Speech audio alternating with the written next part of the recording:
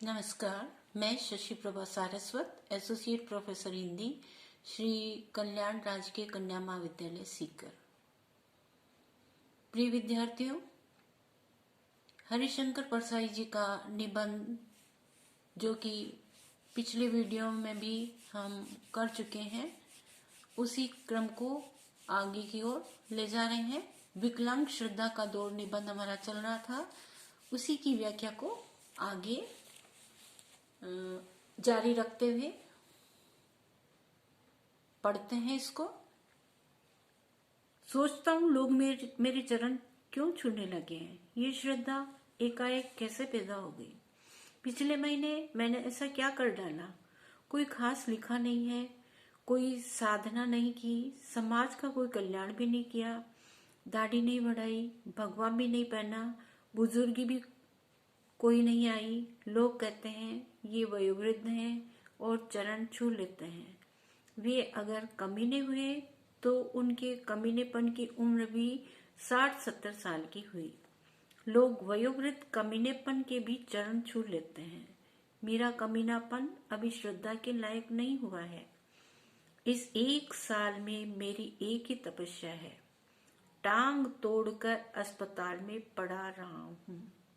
हड्डी जुड़ने के बाद भी दर्द के कारण टांग फुर्ती से समेट नहीं सकता। लोग मेरी इस मजबूरी का नाजायज फायदा उठाकर झट मेरे चरण छू लेते हैं। फिर आराम के लिए मैं तख्त पर लेटा ही ज्यादा मिलता हूँ।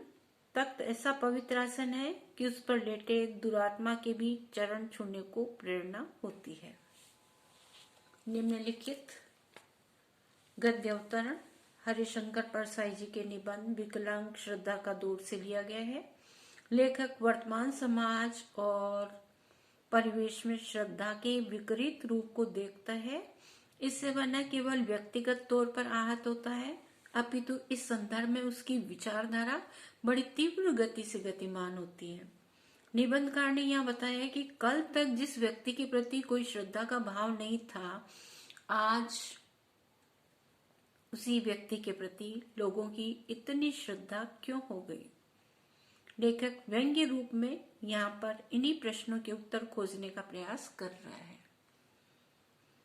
हरिशंकर परसाई जी कहते हैं कि पता नहीं आजकल लोग उनके पैरों को क्यों छूने लगे हैं। किसी के प्रति श्रद्धा तभी उत्पन्न होती है जब उसने कोई ऐसा कार्य किया हो जो वास्तव में श्रद्धा के लायक हो। कोई श्रेयस्कर कार्य करता है, प्रशंसा का पात्र बनता है, तो उसके पांव छूने को लोग आगे बढ़ते हैं। परंतु मैंने तो ऐसा कुछ इन दिनों कोई कार्य किया ही नहीं, फिर लोग मेरे पांव छूने को क्यों तत्पर हैं। परंतु उसने तो ऐसा कोई काम नहीं किया कि लोगों में अचानक उसके प्रति श्रद्धा पैदा हो जाए। फिर एकाएक उसके प्रति लोगों के मन में श्रद्धा कैसे उत्पन्न हो गई और लोग उनके पैरों को क्यों छूने लगे हैं।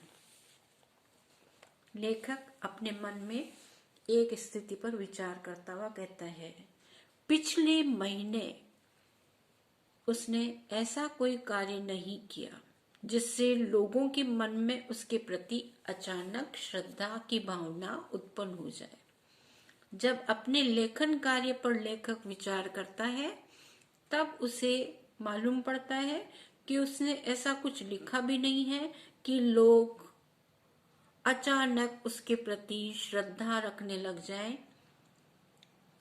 उसने समाज कल्याण का कोई कार्य किया होता तो उसके प्रति लोगों की श्रद्धा रखना उचित था, परंतु लेखक ने तो समाज कल्याण का कार्य भी कोई नहीं किया है।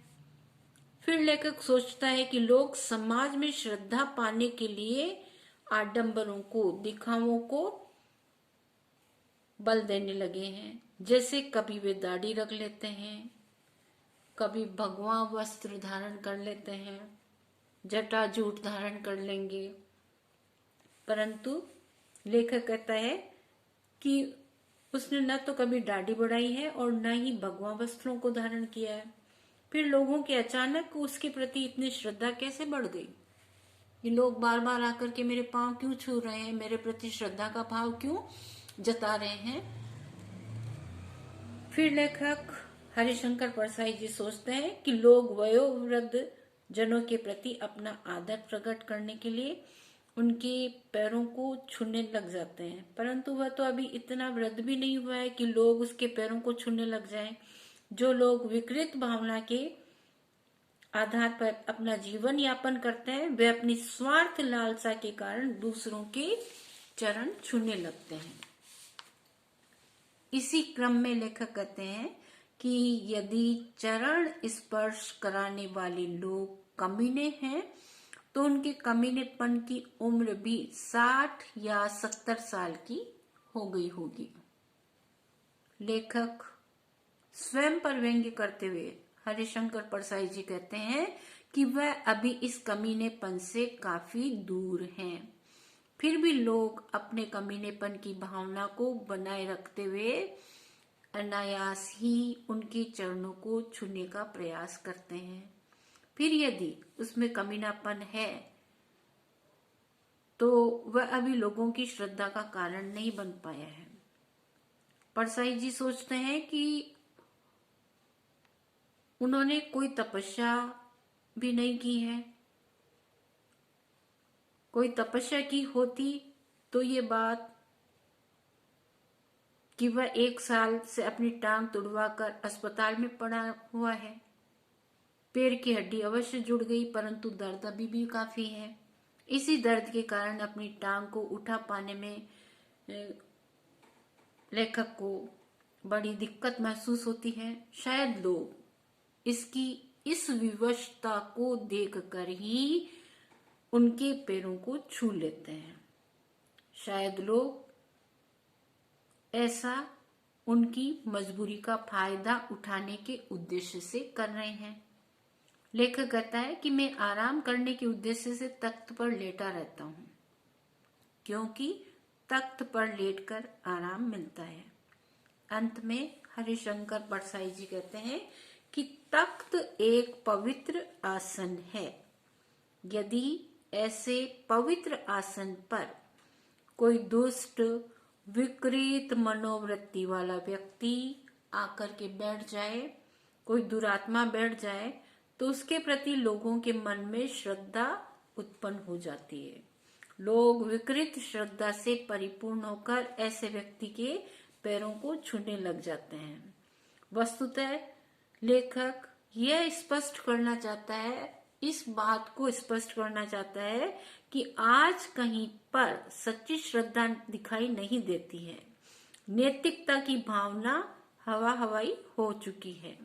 सहानुभूति और मानवीयता चारों तरफ गायब है। यदि ऐसी स्थिति में कोई व्यक्ति किसी के चरणों को छुए तो उसे विकलांग ही समझा जाएगा। विशेष टिप्पणी में 2-3 बिंदु जो आपको लिखने हैं वो इस प्रकार से है। हरिशंकर परसाई जी ने प्रस्तुत गद्यांश में कमीनेपन की भावना की ओर संकेत किया है और बनावटी लोगों पर करारा व्यंग्य किया है। यह व्यंग्य तीखा और लाक्षणिक शिल्प से युक्त होने के कारण बहुत ही प्रभावी बन गया है। इससे लेखक का मंतव्य स्पष्ट हो गया है। लेखक ने इस अवतरण में विकलांग श्रद्धा रखने वाले स्वार्थी और विकृत मनोवृत्ति वाले लोगों पर तीखा व्यंग्य किया है। इस गद्यांश में लाक्षणिकता और व्यंजनात्मकता को प्रभावी ढंग से देख सकते हैं। इसकी भाषा सरल है, सहज और व्यंग्य प्रधान है।